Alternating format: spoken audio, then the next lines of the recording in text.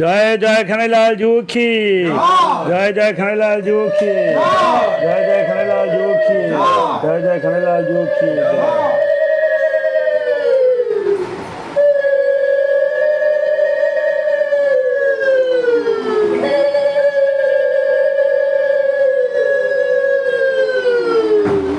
উপস্থিত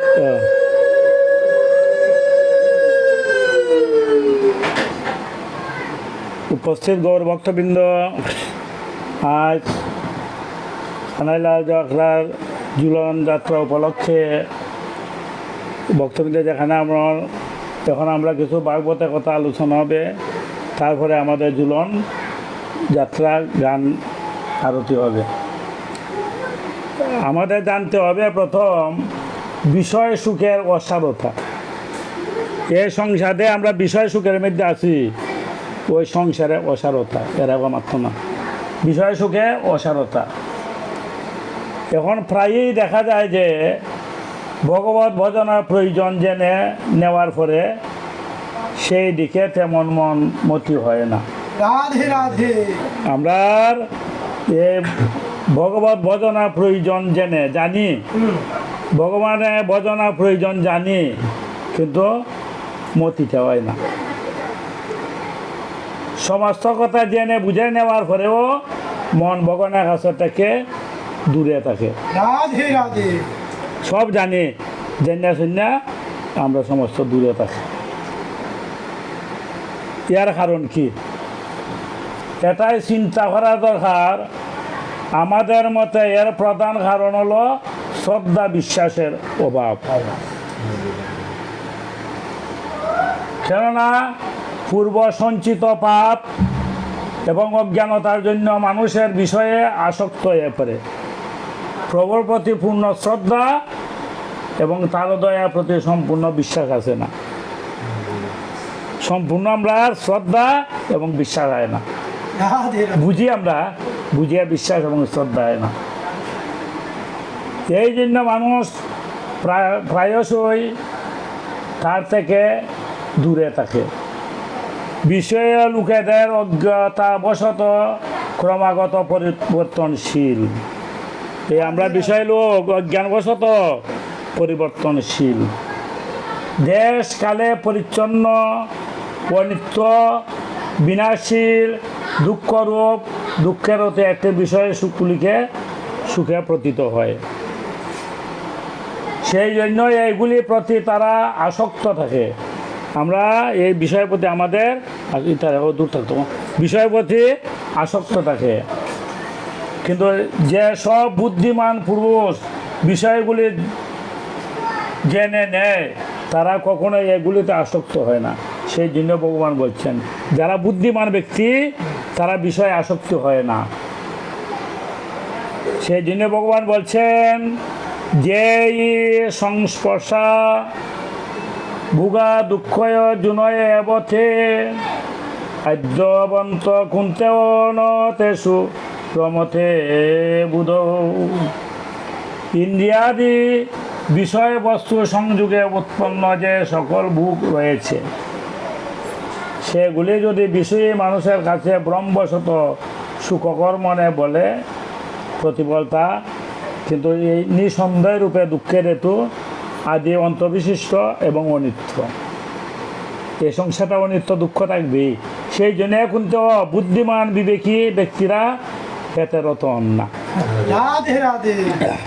অতএব বিষয় সমূহের স্বরূপকে বুঝে নিয়ে এগুলি আসক্তি মুক্তি পাইবার জন্য আমাদের এই চিন্তা করতে হবে যে সুখে আকৃষ্ট হয়ে লোকের বিষয়ের মধ্যে যায়, সেই সুখে সত্যি বিষয় আছে। এই আমরা যে বিষয়ের সঙ্গে আসক্তি দেয়, দেখি সত্যিকারের সুখ। এই বিষয় যদি বিষয়গুলি সত্যিকারের সুখ নয়, তেমন তা দেখা যায় না। সেগুলি তো কেবল ক্ষণিকের জন্য সুখ লাভ হয়। রাধে রাধে। সত্যিকারের সুখ না, কিছুকালের জন্য সুখ। প্রকৃতপক্ষে সেগুলি ক্ষণস্থায়ী এবং দুঃখরূপ। রচনায় বিষয়গুলিকে ধরুন, এই আমরা বিষয়গুলিকে আমরা কি করে এগুলি বিষয়গুলি ধরুন আমাদের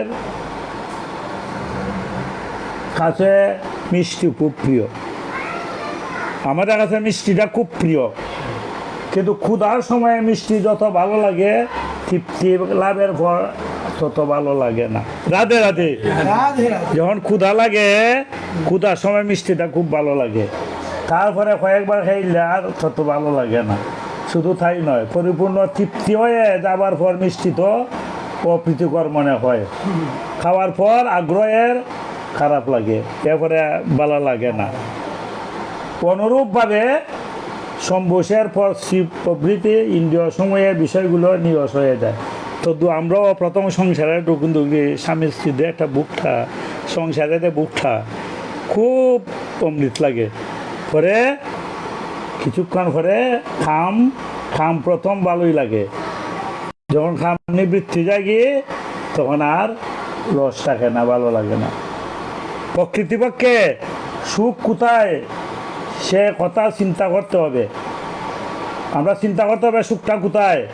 চিন্তা করে দেখলে একটি বোঝা যায় যে একমাত্র বিজ্ঞানময় পরমাত্মাই হলো সুখের আকর। রাধে রাধে সুখের অনুভূতি যেখানে হয়ে থাকে সেখানে তার সত্তাতেই তাই হয়ে থাকে, তার সুখ সকল প্রিয় বস্তুতে প্রতিবিম্বিত হয়।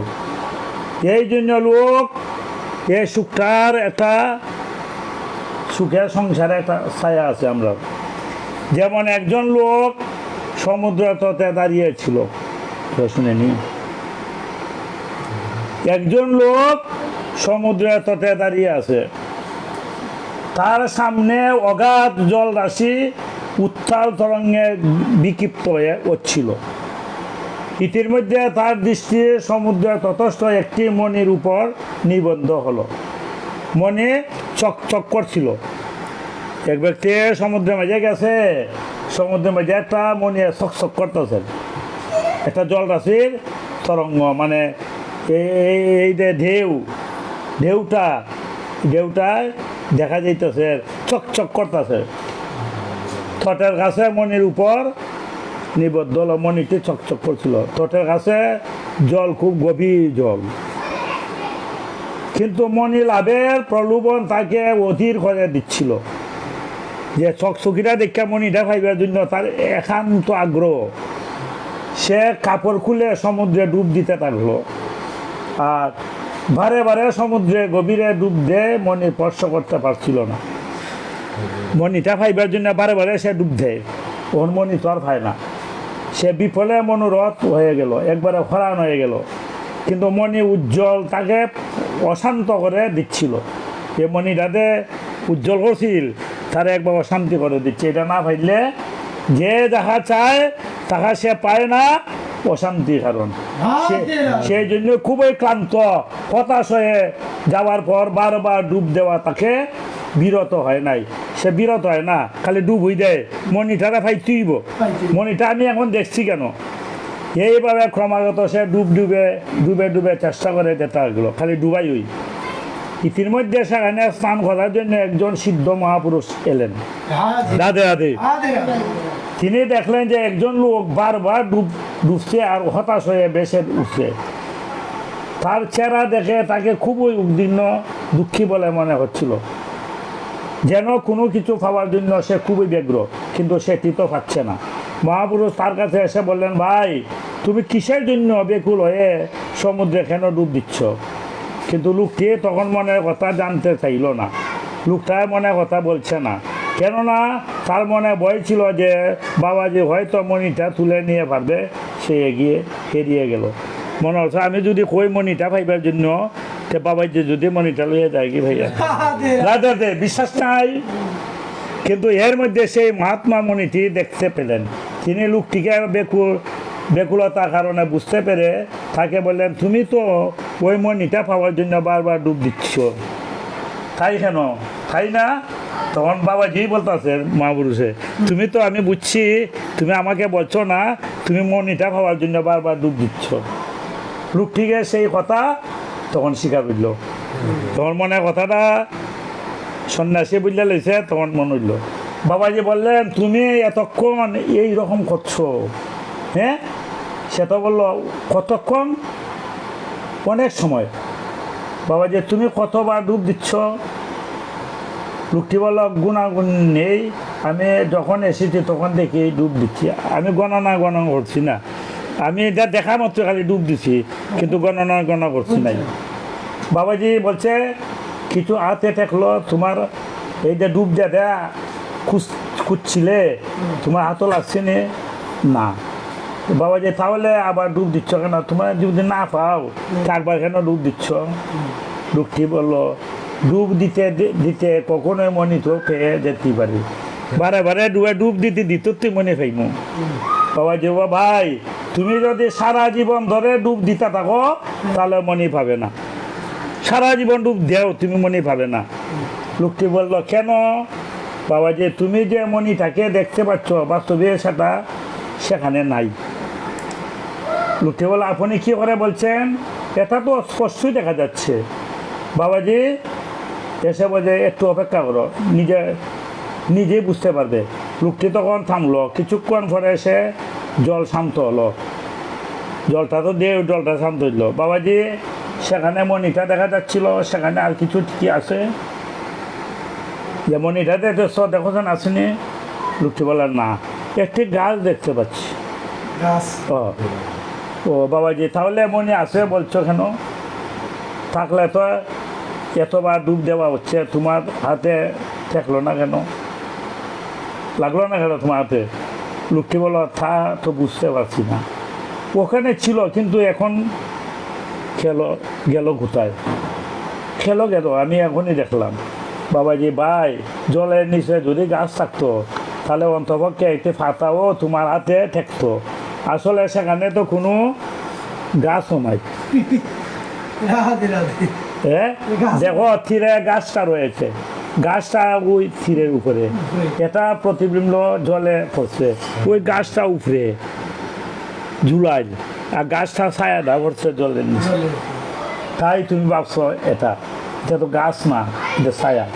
এই কথা ভেবে বাবাজি সেই গাছের একটা ডাল নাড়া দিলেন। ও তখন বাবাজি ওই গাছে ডাল নাড়া দিচ্ছে, সেটি নাচছে, জলের প্রতিবিম্ব গাছটি ডালকে নড়তে দেখে লোকটি সংকুচিত হলো। বাবাজি বলল আপনার কথা ঠিক। রাধে রাধে। ওই যে তার মনে অতদিন তখন গাছটা যখন লাড়া দিল তখন জলের নিচে ডালটা ও লড়ে। বাবাজি কথাটা ঠিক। এটি তো ওই গাছের ছায়া, এখন মনিটা পাওয়ার উপায় বলে নিন। বাবাজি মনিটি যদি তুমি পেতে চাও তাহলে গাছটার উঠে দেখো। বাবাজি তুমি যদি মনিটা পাইতে চাও তবে গাছটার উপরে উঠো, যেখানে প্রতিবিম্বিত মনিটাকে দেখা যাচ্ছে সেই ডালেই তুমি সেটিকে দেখতে পাবে, ওই মনিটা। তখন লোককে গাছে উঠে দেখলো সেই অনুপম লাল মনিটা গাছে সবচেয়ে উচ্চ ডালে দেখা যাচ্ছে। রাধে রাধে। সে মনিটা পেয়ে কিছু সন্তুষ্ট হয়ে বাবাজির প্রতি কৃতজ্ঞতা প্রকাশ করতে লাগলো, খুব সন্তুষ্ট। এই সংসারটা এখন বুঝো, গাছ মনি এটা সম্বন্ধে একটু আধ্যাত্মিক সম্বন্ধে বলতেছি। এই সংসার সমুদ্র, তাতে বস্তুগুলি হলো জল আর বিষয়গুলো হলো মনির ছায়া। রাধে রাধে। এই যে সংসারটা হইল সমুদ্র, কথাগুলা বুঝিও, সংসারটা সমুদ্র, তাতে বিষয়গুলি হলো জল, সংসারটা বিষয়টা এটা হইল জল, আর বিষয়গুলা হলো মনির ছায়া। বিষয় হইল জল আর বিষয়গুলো হইল মনির ছায়া। ওই ছায়া সংসারে ভাইবার লাগি আমরা লোক। জীব হলো ডুব দেওয়া, মানে জীব হলো মানুষ, সে জীব হইল ডুব দেওয়া, বারবার জন্ম মৃত্যু হলো, আর তারা খালি আমরা ডুব দেওয়া, খালি আসলে খালি ডুব দিই সংসারে, খালি আমরা ডুবি মানুষ, ওই সংসারে বারে ডুবি। এত কষ্ট ভাই যন্ত্রণায় তো একবার এটা তুই যাই তো মিষ্টি ভাল লাগে। রাধে রাধে। ইকবাল আলোচনা থাকতে পারি না। সদ্গুরু হলেন সাধু সন্ত, ওই যে গুরু, ওই যে বাবাজি সদ্গুরু হইল সাধু সন্ত। কঠোর বৈরিজ্ঞ হলো তীব্র তীর গাছ, বৈরিজ্ঞ হইল ওই গাছটা তীর গাছ, আর সাধনা সেই গাছে উঠা।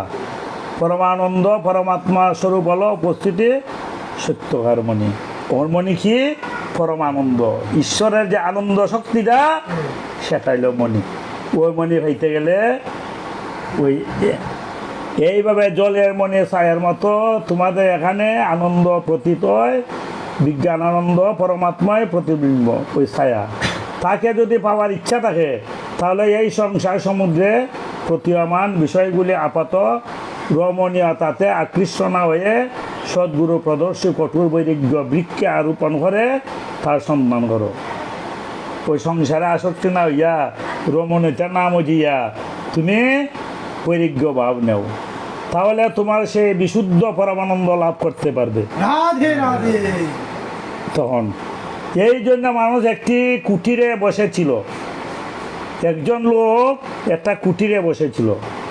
সকালবেলা সে দেখলো ঘরের বাইরে প্রাতকালে রৌদ্র বিস্তৃত হয়েছে, সকালবেলা রোদ সূর্য উদয় হয়েছে। তা দেখে বুকে ঝুঁকে নিল, সূর্য উদয় গিয়েছে, সূর্য উদয় হয়েছে। যদি সূর্য তখন তার সামনে ছিল না তাহলে রুদ্রে তাপ করলো কোথায়, সম্পূর্ণ নিশ্চিত বাধা থাকে না। আলোটা তার ঘরে আসছে কিন্তু সূর্য থেকে সূর্য তার কাছে আসে নাই। সূর্য আসে তার ঘরে তো আলো আসে নাই, সূর্যের আলোটা ঘরে আসে নাই, থাপটা আলোটা ওয়ালের মধ্যে। রাধে রাধে, কথাগুলো বুঝিও। সূর্যের আলোটা ওয়ালের মধ্যে আর প্রকাশটা থাপটা ঘরের মধ্যে। এখানে তো রোদ থেকে প্রতিফলিত হয়েছে, রোদ থেকে তাপটা। এইরকম সূর্যকে দেখা যায় না গেলে তার নিজের আলো প্রকাশিত না দেখা গেল সে আলোটা প্রকাশিত। যদি লোকটির কুটিরের ছাদ কোনো রকমে সরিয়ে দেওয়া হয় তাহলে সেখানে বসে সূর্যকে দেখতে পাবে। রাধে রাধে। ও ছালটা তো উঠাই দেয় ছাদটা, তো সূর্যকে দেখা যাব সম্পূর্ণ, সূর্যের আলো তাপটা সূর্যরে সম্পূর্ণ দেখা যাব। আমরা যে এই মায়ের সংসারে পর্দাটা দে, এই যে মায়ের সংসার পর্দাটা এটা দুটো সরাই দেও তো অতি সহজে ভগবান। কিন্তু আকাশে আমরা সামনে বানছি ত্রিভাল বানলাম, এটা যদি সরাই দিই এই সূর্য দেখা দিব। তেমনি পরমাত্মা ও বিদ্যার কারণে আমাদের কাছে আড়ালে পড়ে আছে। রাধে রাধে। অবিদ্যা মানে মায়ার জাল, এই মায়ার জালের কারণে আমরা আবদ্ধ আছি। সেই পরমাত্মা প্রকাশময় সাত্বিক আনন্দে তারাই আবার এই বিষয়ের উপর পড়ছে। যদি হে অবিদ্যার পর্দাকে কোনো রকম সরিয়ে দেওয়া হয় তাহলে আনন্দগণকে স্পষ্ট করে দেখা যেতে পারে। এই পর্দাটা সরাই দেও, এই আনন্দ ভাইবাই। যখন আমরা পশ্চাৎবর্ত অল্প সুখের অনুভব করি তাহলে বাসস্থান পূর্ণানন্দময় পরমাত্মা সত্তা অবশ্যই সিদ্ধি হবে। এতে অবিশ্বাস অশ্রদ্ধা বিন্দুমাত্র অবকাশ থাকবে না। যখন আনন্দ হইবে তখন আর কোনো অবিশ্বাস নাই। আর সেই আনন্দ শক্তি না অভঞ্জত্ব আমাদের অবিশ্বাস সংশয়ে। তাই বিষয় আনন্দের চেয়ে ভগবানের চিন্তায় আনন্দ কত বেশি পরিচয় করানো যায়। আমরা বিষয় আনন্দ আর ভগবানের আনন্দ কতটুকু, পরিমাণটা কতটুকু, কত পাপের বিষয় আনন্দ মাপটা দৈর্ঘ্য অবস্থা কতটুকু, ওজনটা মাপটা যাইত না, কতটুকু যাইত না, পাপ অন্যর মাপটা বোঝা যেত না। কেমনে আমরা বুঝতাম। রাধে রাধে। যেমন যায় না জোনাকি ফুকার আলো দিয়ে সূর্যকে বুঝায়, মানে জোনাকি ফুকার দিয়ে একটু আলো দেয়, এই আলো এমন হলে জোনা ফুকা আমার আলো এ জগৎ আলো। রাধে রাধে। জোনাকি ফুকার অহংকারটা যে আমি যে একটু ফাঁসিতে আলু দেই, এই আলো এমন কোথায় দেখুন আমার আলোয়, এটা জোনাকি ফুকে বোঝাই। যখন চন্দ্র উদয় হইল তারা, তখন তারা কয় আমি আলো দিই তারার বড়াই। যখন চন্দ্র প্রকাশ হইল তারা বড়াই গেল গিয়া, চন্দ্র কইতাছে আমি কি জগৎটা আলোকিত দিচ্ছি। যখন সূর্য উদয়ছে তখন চন্দ্র বড়াই গেল গিয়া। রাধে রাধে। এইভাবে আমরা অভিমানে অহংকারে আর কিছু দেখি না, আমারটা আমিই দেখি, মানে আমার তুই কি আলো জগৎ আলো। মানুষের বুদ্ধি তার পরিমাণ করতে একেবারে অক্ষম, তখন নিজের পরিমাণটা করতে পারে না। ভগবত আনন্দ দূরে কথা, বিষয়ে আসক্ত মানুষের কাছে শুদ্ধ সাত্বিক আনন্দ তো দুর্লভ। তাই পরমানন্দকে পুঞ্জকে বুঝাইবার জন্য একটি দৃষ্টান্ত দিয়ে মন দেওয়া উচিত। একটি আয়না সূর্যে প্রতিবিম্ব দেখা যাচ্ছে, সেই সূর্যের রশ্মি দেওয়ালে লাগে পড়ছে, সে আবাস দেওয়ালকে লেগে যাচ্ছে, দেখা যাচ্ছে। তবে এইভাবে বোঝা যায় দেওয়ালের গায়ে সামান্য আলো, সূর্যের আলো প্রতিবিম্ব আসছে। সেই রকম বিষয়ানন্দ ভগবানের পরমানন্দ প্রতিবিম্ব রশ্মি, একটু আলো দেওয়ালের উপরে সাধারণ আলোর মতোই বিষয়ানন্দ। দেওয়ালের মেঝেতে একটু আলো আছে, আলোটার বিষয়ানন্দ। দেওয়ালের উপর দে রশ্মিটা এই দিল সাত্বিক আনন্দ। রাধে রাধে। রাধে দেওয়ালের উপরে দে দর্পণের প্রতিবিম্বে সূর্যকে মনে করা সাত্বিক আনন্দ, সাক্ষাৎ সূর্যদেব। বিষয়ানন্দ অপেক্ষা প্রভু আনন্দ অসংখ্য কোটি গুণ বেশি বললে উপমা হয় না, কারণ অল্প বিচার বুদ্ধি দিয়ে দেখলে বিষয়গুলি অসাধারণতা, অস্থিতা, তুচ্ছতা স্পষ্টই প্রতিমান। মানুষ আকাশে উড্ডীয়মান বিমান যখন মাটিতে নামে তখন 25 ফুট দেখা যায়। রাধে রাধে।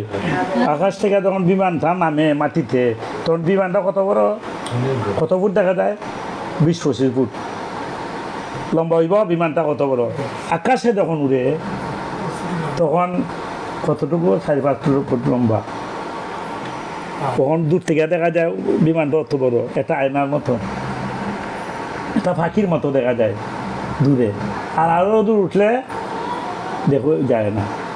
এই তদ্রূপে এই রকমের সংসারের প্রত্যক্ষ বস্তু বেদে ভিন্ন ভিন্ন রূপে দেখায় ক্ষণিক, প্রতি মুহূর্তে সবই। এখানে একটি পুষ্প তোলা হচ্ছে, ঘ্রাণের ফুল, খুব ঘ্রাণ, কিন্তু দুই সাইডবার যদি গন্ধ নেও তারা গন্ধটা থাকে না। রাধে রাধে।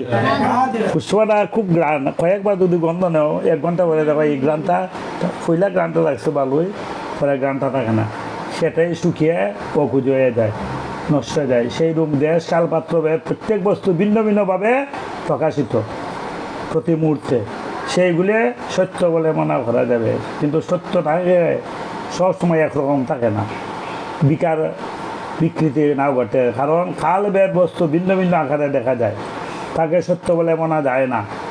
সত্যতা কখনো লয় হয় না, আর যা লয় হয় ক্রয় হয় তা কখনো সত্য হয় না। যা লয় হয় ক্রয় হয় সেটা সত্য না, সত্য স্থায়ী। যেমন গীতায় বলছেন, না শত বিদ্যতে বাবু, না বাবু বিদ্যতে শত, উভয়পি দৃষ্টস্ব স্তনস্তু তত্ত্বদর্শিনী। অসৎ বস্তুর অস্তিত্ব নেই, সৎ বস্তুর অভাব নেই, জ্ঞানী পুরুষের তত্ত্ব দুইটিকেই দেখছেন। কোনো ব্যক্তি বিচারকালে একটি অভিযোগ করে বাদে সাক্ষী, লোকটি দাবি অমুক লোককে 10,000 টাকা দিচ্ছেন, এখন অন্যায়ভাবে টাকা অর্জন করছে।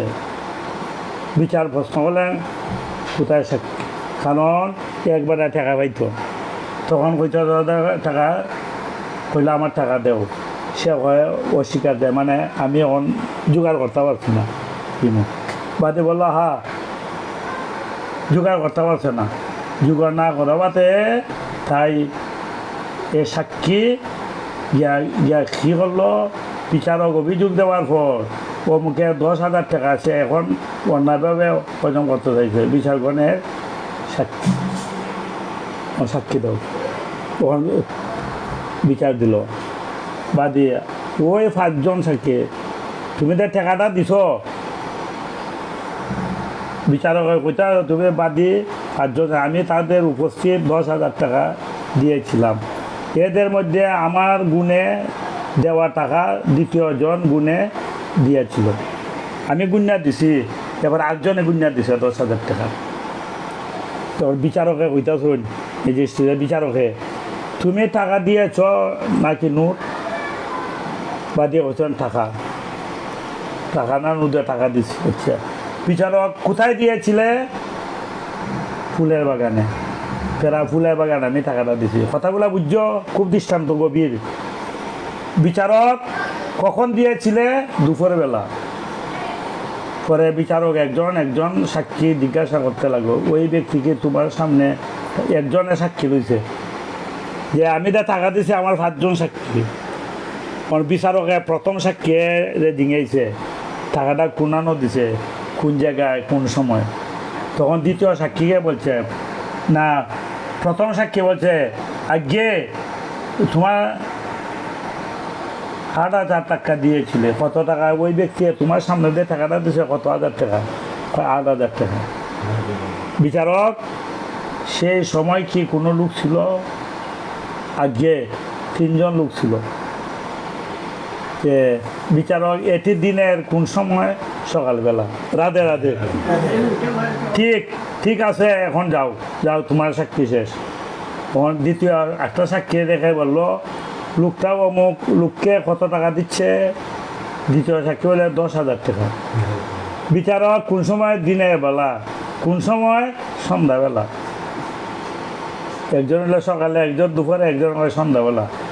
বিচারক, ঠিক আছে, যাও। তৃতীয় সাক্ষী কে জিজ্ঞাসা করলো, লোকটি অমুক লোককে কত টাকা দিয়েছিল? 12,000 টাকা। বিচারক, তুমি নিজে দেখছো?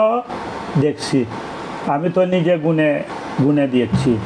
কোন সময়? রাত্রে খাবার পরে। রাধে রাধে। বিচারক, আচ্ছা যাও। এ চতুর্থ পঞ্চম সাক্ষীয়ে জিজ্ঞাসা করলো, একজন বললো, আমি বাগানে খুব বুড়ে গাছে ফুল তুলতে যাই, টাকা দিতে দেখি নাই। ফুল তুলতে টাকা দিতে আমি দেখি নাই। তবে একজন বলল, আমি তো সেখানে পেয়ারা খাই, টাকার কথা জানি না। এইভাবে সকালে অসংখ্য ভিন্ন ভিন্ন কথা, 5 জনে 5 রকম কথা বলল। 5 জনে 5 রকম কথা বলছে। তখন বিচারকে বললেন, তোমার একজন সাক্ষী বলছে তুমি 8,000 টাকা দিচ্ছ। 8,000 আমি তোমার 5 জনে 5 রকম বলছে, কোনটা সঠিক? তখন তোমার 5 সাক্ষী, কেউ কয় 8,000, কেউ 10,000, কেউ 12,000, কোনটা সঠিক? তখন হুজুর, আমি 8,000 হয়েছিল, আমি ভুলে 10,000 বলছি। 8,000 আসলে আমি ভুলে হয়ে নিয়েছি 10,000। আচ্ছা। আর একজন 12,000 বলছে। হুজুর, হয়তো মনে নাই। রাধে রাধে। বা দিয়ে বলতেছে আমার মনে নাই। যে বিচারক বলতেছে, একজন বলছে টাকা নয়, নোট। বা দিয়ে বলছে আগে নোটই দেওয়া হয়েছিল। আচ্ছা। বিচারককে বলছে, সাক্ষী বলছে তোমার 2 জন লোক হয়েছিলাম, বাদে ঠিক হই। বিচারক, সময়টা সকালবেলা বলছে। হুজুর, সকালবেলাই ছিল, আমি বলতে ভুল করছি। এইভাবে বাদী নিজের কথা খণ্ডন করতে বিচারক বুঝতে পারলেন যে লোকটি মিথ্যাবাদী, এখন অভিযোগ জাল। তাই মামলা বিষয়গুলি গ্রহণ 5 জন আমাদের ইন্দ্রিয়, 5টা ইন্দ্রিয়। একজন অনুমতি, একজনের সঙ্গে মিল নাই। এইটা আমরা ফার্স্টে ছিল, খানে, চৌকে, মুখে, এগুলি মিল নাই, যার যে সাক্ষী দেয়। ওইটা আমরা বললাম, একজন যে যেটা সেইটুই যায়। খান শব্দ শুনে, গ্রাম গন্ধ লয়, জিহ্বায় রসনা স্বাদ গ্রহণ করে, চর্ম অনুভূতি দেখায়, চক্ষুয়ে রূপ দেখে। সাক্ষী তো একরকম হইতো না, যে যেটা সেইটা হইব। তাহলে এই কথায় আমাদের প্রমাণে মানা যায়। এই বিষয়টি এইরকম দেখো, বিষয়টি সুখ পায় না, ক্ষণে ক্ষণে বদলে নষ্ট হয়ে যায়। বিষয় তার মানে আমার আসক্তি, মূর্খতা ছাড়া। এই মূর্খতা ছাড়া আমাদের আর খায় নাই। এই সংসারে দুঃখ, সংসারটা সব পরিত্য মূর্খতা। বৈরাগ্য না আসা পর্যন্ত দৃঢ় বিশ্বাস রাখা উচিত। অবিদ্যা আসক্তি প্রকাশের পাপ সকল দুঃখের অবসান, চিরকালের জন্য শান্তি পর আনন্দ লাভ করো। এই সংসারটা অসার। সেটারে এই জ্ঞান কর্ম, খণ্ড কর্ম উভয়ই বিষের বান্ধ, অমৃত বলিয়া যাবা খায়। জ্ঞান কাণ্ড বিষের বান্ধ, কর্মকাণ্ড জ্ঞানকাণ্ড উভয় বিষের বান্ধ, অমৃত বলিয়া যাবায়, যদি অমৃত বলতে পারো। এখন আমার একটা কথা শুনো। আজকে খানায় আখড়ার মাঝে কত বছর ধরে ঝুলন হয়, আমিও কত বছর ধরে দেখি। ভক্তবৃন্দর অভাব নাই, শিষ্য অনেক শিষ্যরা আগমন হয়। তো আমরা তো 3টা রসের মধ্যে মজি আছি। সত্য, রজ, তম, 3টা গুণ, 3টা গুণের মধ্যে মজি আছি। এতদিন পর্যন্ত কোনো শিষ্য ভক্তবৃন্দর প্রশ্ন করলো না যে ঝুলনের রহস্য কী, ঝুলনের মাহিত্য কী, কেন ঝুলন হয়, কোথায় হয়েছিল, এই কথাটা তো একদিন প্রশ্ন করলো না। আজকে আমার একজন বক্তায় প্রশ্ন করছে যে গুরুদেব ঝুলন কোথায় হয়েছিল, ঝুলনের রহস্যটা কি একটু বলেন। তাই সবাই শুনুন মন দিয়া। আজ পর্যন্ত আমি দেখলাম কেউ আছেন আনন্দে, হ্যাঁ, কেউ আছেন ফুর্তি, আর কেউ বলতেছেন মজা। তিন রসের ভক্ত কেন উপস্থিত।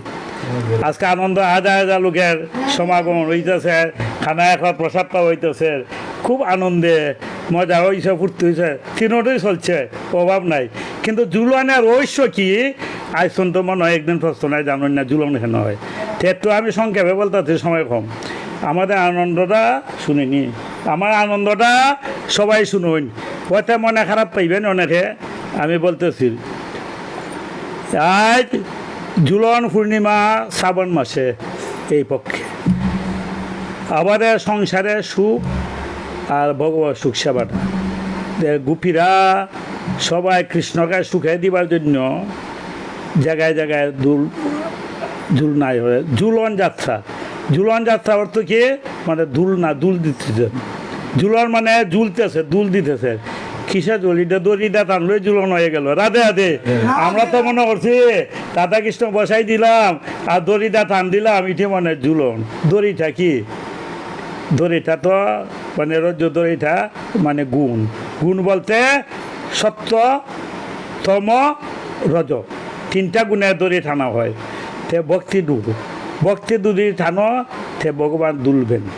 তে শ্রাবণ মাসে উষ্ণতা মানে গরমটা খুব বেশি সব জায়গায়। শ্রাবণ মাসে গরমে হাওয়ায়, বৃন্দাবন তো গাছ গাছে খুব বেশি হাওয়ায় এই দিবার জন্য কৃষ্ণকে সবাই একটা জায়গায় দুলনা বানাইছে। মানে দুললে বাদে এটা আনন্দ পাওয়া যায়। তা আমরা তো যাত্রাটা হইল দুলন যাত্রা পূর্ণিমা। যাত্রা বলতে কি বোঝায়? ঝুলন যাত্রা, স্নান যাত্রা, দুল যাত্রা, রথযাত্রা। রাধে রাধে। যাত্রা দিয়ে চারটিয়া, প্রত্যেকটা তুই এই স্নান যাত্রা, দুল পূর্ণিমা, এই পূর্ণিমা যে রাস পূর্ণিমা দিনে যাত্রাটা কেন করা হয়? যা বাইরে বস্তু থেকে, ভিতর থেকে বাইরে যে আনন্দ দেওয়া, সেটাই হলো যাত্রা। মানে ভগবান মন্দিরের ভিতরের মধ্যে আছেন, ভিতরে থেকে ভক্তবৃন্দকে আনন্দ উৎসব করুন, ওই রইল যাত্রা। তো ঝুলনটাতে চলছে, এই ঝুলন হইল আমরা দুল দিচ্ছে। যেমন একটা শিশুকে যদি একটু কিচ্ছু খেলনা কিনিয়া দেও, এই খেলনা যদি কিনা দিয়ে খেলনার মধ্যে কি হয়, খেলনাটা পাইয়া সে নাচতে তাকে আনন্দ হয়। শিশুটাকে নাচ শিখানো হয়েছে, তার নাম মনে আনন্দে নাচলো, মনে আনন্দ। তাই আমরা যখন সংসারে বিবাহ করতে যাবাই কন্যা, এটা মনে একটা আনন্দ আছে। এই আনন্দটাই এটা হইল জড়জগতে আনন্দ। কিন্তু বিষয়ে ভগবান যখন কৃষ্ণ কথা শ্রবণ করেন, কোনো বক্তারা মাথাটা ঝুলায়। দাদে দাদে যদি ভিতরে আনন্দ হয়, তখন শরীরটা একটু দুল দেয়, শরীরটা একটা দুল দেয়। যে কোনো আনন্দ যদি বিষয় আনন্দ তার সময় যদি একটু আনন্দ হয়, তো শরীরটা একটা দুল দেয়। এই যে দুলটা, সেটাই ঝুলন। রাধে রাধে। যে আজকে ঝুলন মনে উৎসব আনন্দের একটা দুল, সেটাই হলো ঝুলন। এখন দড়িটা টানলে ঝুলন না, দুলটা মনের দড়িটা সত্য গুণে যারা মনের সাথে কৃষ্ণকে অন্তরে ভাবা বেশে দুল দিচ্ছে, সেটা হইল দুলন। তো গোপীরা এইভাবে দুল দিচ্ছেন বাতা সবার জন্য রাধাকৃষ্ণের বসাইয়া। এটা হইল দুল। আমরা দেশে ঝুলন হইল একাদশী হইতে পূর্ণিমা পর্যন্ত। এটা আমরা পরম্পরার মতে বৈষ্ণবের শাস্ত্রে বৈষ্ণবায় এটা দুলটা 5 দিন, বৃন্দাবনে 13 দিন, গোকুলে 1 মাস। আরও দুল আছে। একদিন যশোমাইয়ায় গোপালতে ওয়ালে তারও এখানে দুখন গাবি কর্মকর্তা বাচ্চায় কান্দে, তারে সান্ত্বনা দিবার জন্য আমায় ওয়ালায় মাঝে খাপড় বাচ্ছেন, খাপড় বান্ধা খাপড়ে মাঝে থইছেন, থইয়া দুল দিচ্ছেন, রাধে রাধে। আর বাচ্চারা যখন দুল দেওয়া হয় তখন সে ঘুমিয়ে পড়ে আনন্দে, কান্দাটা বন্ধ হয়ে যায় কি। আমরা যখন এই যে বিষয় আনন্দে অস্থির হইয়া পড়ছি, যখন আমাদের মনে মধ্যে ওই দুলটা আসবে তখন আর দেখবা নিয়ে আনন্দটা ঘুমিয়ে পড়ে। ওইলা দুল দেওয়া বাচ্চাদের কান্দে আত লই আমরা দুলাই, রাধে রাধে, হাত লই হাত করে দুল দেই। এই দুল দিতে দিতে সে আনন্দে ঘুমিয়ে পড়ে। এই এটাই দুলন, ঝুলন যাত্রা। এটা বিস্তারিত বলতে গেলে ঝুলন যাত্রা বিস্তারিত অনেক সময় দরকার। আমরা এখন কীর্তনের মধ্যে অনেক সময় দরকার। আরটা বলতে আছে কিছু কিছু কুটনা বুড়ি আছে, রাজে নারদে মাইল লাগায়, পুনর্নদ বললে আমরা কাছে আইসে মানে নারদ মাইনা, নারদ একদিন মাইল লাগাই দিল। ঝুলন যাত্রা বলতে গেলে 1 ঘন্টা যাইব যদি ঝুলন যাত্রা মাইত্য কই। ভগবানের লীলাধার আনন্দ যেটা উৎসব এটাই ঝুলন। তাই নারদে দেখে ললিতা সাজিয়ে, রাধারানী খুব সুন্দর কাছে সাজিয়া বইয়া দিয়েছেন কৃষ্ণ অপেক্ষা করিয়া, কৃষ্ণ অপেক্ষা করিয়া বইয়া দিয়েছেন। নারদে গিয়া দেখে খুব সুন্দরভাবে রাধারানী সাজছে মনের আনন্দে, আজকে কৃষ্ণকে নিয়ে দুলবে গুফিরা সাজাইয়া বইয়া দিছে। আর কৃষ্ণ তখনই আসবেন। আর নারদ আসছেন, আইয়া দেখুন রাধারানী খুব সুন্দর করে হয়। দেখারো আমি একটু এখন একটু ইয়ে করি, একটু মজা থাল দিই যে এই কৃষ্ণ তো আসতে দেরি হইব। আমি দেখছি রাধারানীর অনেক সময় দিব। কৃষ্ণ আসবার আগে তোমরা যেমন সাজিয়া রইছ, তা ললিতাকে বসাই দাও। ললিতার নাম হতো একটা অনুরাধা দাস, ই আনন্দের অংশগ্রহণ করে। ললিতারে সাজা, ললিতারে একটু সইয়া আমরা দুল দিই। কয় না না, এটা তো রাধারানী ছাড়া হবে না, কৃষ্ণ ছাড়া। কয় কৃষ্ণ আইবার আগে ললিতা একটু দুলে না, ললিতাটা দুলাই আমরা কৃষ্ণ। রাধারানী না, কৃষ্ণ আইসুন রাধারানীর শাস্তে হইব, রাধারানীর শাস্তা শুন দুল দিই আইসুন। এখন কৃষ্ণ ললিতারে কুঞ্জামাই বইয়া কৃষ্ণরে বাইয়া দুল দিতেছেন, রাধে রাধে। আর নারদে সময় গিয়া রাধারানী দ্বারা গেছে, রাধারানী সাজ্জা বইয়া দিছে সুন্দরিয়া। রাধে দেখে রাধে তুমি কেন চাচ্ছ আজকে ঝুলন? আরে তুমি তো অযথা চাচ্ছিলে, তুমি খারে লইয়া ঝুলবে, কৃষ্ণ তো ললিতা লইয়া ঝুলন আনন্দ করে দিছে, তোমার তো এই সাজানে বিফল গেল। কি বলো? হয় তা আমি একটু দেখি। আড়াল থেকে গিয়া গিয়া দেখে ললিতারে লইয়া কৃষ্ণ ঝুলতেছেন। রাধারানী রাগ খুঁজা, হে তুমি এ লোকে রাগ বুঝো না, একটা দেখলো তো আরো বুঝা। রাধারানী রাগ খুঁজা আইয়া ঘরে মাঝে সব রাগের খুঁজে বস্তু বস্তু খুঁজলিয়া একটা লুংলা বেশ ধরিয়া ইয়া খান্তাছুন, আমার রইল না খান্তাছুন। অনেক সময় গেল, অপেক্ষা হলে রাধারানী এখানে আসে নাই। এখন আসবার কথা এখন এখানে আসে নাই। কৃষ্ণ গেছুন, গিয়া দেখুন রাধারানী করবে খান্তাছুন। রাতে তুমি খান্ত করে, হ্যাঁ আমার সাথে কোনো কথা নাই, আমার দুলা তুমি দুলতাই না, তোমার আমাকে বুঝিয়ে দিছে আমি খেয়ে দুলতা, তোমার ললিতা আছে, যাও ললিতা লইয়া দুলতাছ। তুমি কেমন করে জানলা? কয় নারদ আমাকে বলছে, কয় নারদে বলছে খেয়ে মারি লাগে ওরা।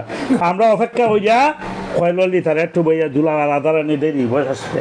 আমি কোন সময় সাহায্যে বইয়ে দিছি, কথা এটা নারদে লাগিয়েছে। ওখান তো বুঝতে পারছে না, নারদে লাগিয়েছে। গিয়ে একবার মনে আনন্দ গুফিয়া নিয়া দুলছে। আপনার বিচ্ছেদের আনন্দ একটা আছে, ধুলে আনন্দ আছে। আজকে সেটাই বললাম যে যারা ঝুলন আইছো, খালি প্রসাদ খাওয়া নাচতে ধরলই তো না, ঝুলন গান প্রত্যেকটা সাক্ষাৎ গান রাধাকৃষ্ণ দুলতেছে। এটা যারা রসিক ভক্ত সেরাই মনানন্দে নেয় করে। তাই আজকে একটা ঝুলন গান আমি বানছি, ঝুলন গানটা আমরা গাইবো সবের দিয়া। এই দুলটা দিচ্ছেন, এই দুল। এখন আমরা ফার্স্ট শেষ, তোমার বক্তব্য কইছে একটা গান গাইলে এমনি, জয় জয় খানাইলাল যুবকি, জয় জয় খানাইলাল যুবকি, জয় জয় খানাইলাল যুবকি। শুনছেনি? আচ্ছা, এর বাবা কি আছে? একটা গান গাই, আততালে দিও তোমরা, আস্তে আস্তে পাইও না। কিসের দোষী আমি রে কানাই, কিসের দোষী আমি, আমি তোমার অধীন চিরদিন, তোমাকে ভরসা করিয়ে আমি তোমার অধীন ওই চিরদিন তোমাকে ভরসা করি কিসে দোষী আমি কানাই কিসে দোষী আমি তোমার আজ্ঞাকারী যা করাও তাই করি কান্দাইলে কান্দি আসাইলে আসি যা করাও তাই করি তবে কান্দাইলে কান্দি আসাইলে আসি যা করাও তাই করিয়ে কিসের দোষী আমি রে কানাই কিসে দোষী আমি রে ডাকিয়াছ আসিয়াছি যেতে বললে রাজি আছি ডাকিয়াছ আসিয়াছি যেতে বললে রাজি আছি নাচাইতেছ নাচিতেছি বসতে বললে বসিতেছি রে তুমি নাচাইতেছ নাচিতেছি বসতে বললে বসিতেছি রে কিসের দোষী আমি রে কানাই কিসের দোষী আমি রে তবু তোমার শিবে সুবিচারে যদি দোষী করো মুরে তবু তোমার সুবিচারে যদি দোষী করো মুরে পাঠায় দেও নিত্য বৃন্দাবনে আর যেন না আসি রে আমায় পাঠায় দেও নিত্য বৃন্দাবনে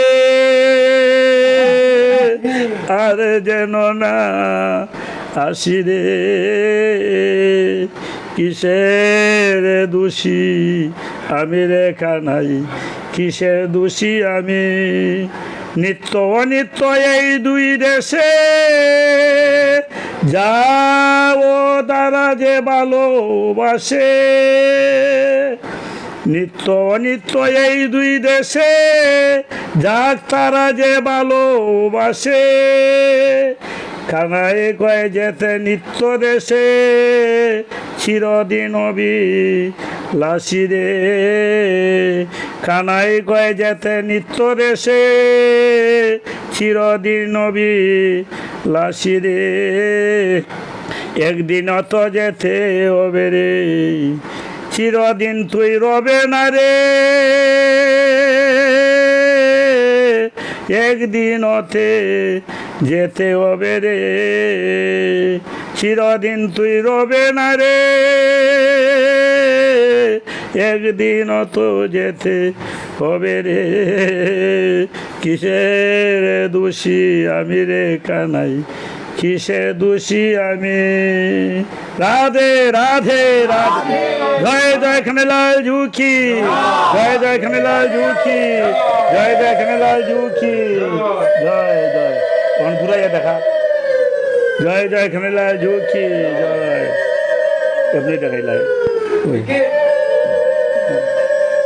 ওই ওই দেখাইলা দেখাইলা দেখবে না কি তুই সেটা বিগো শেষ কর দে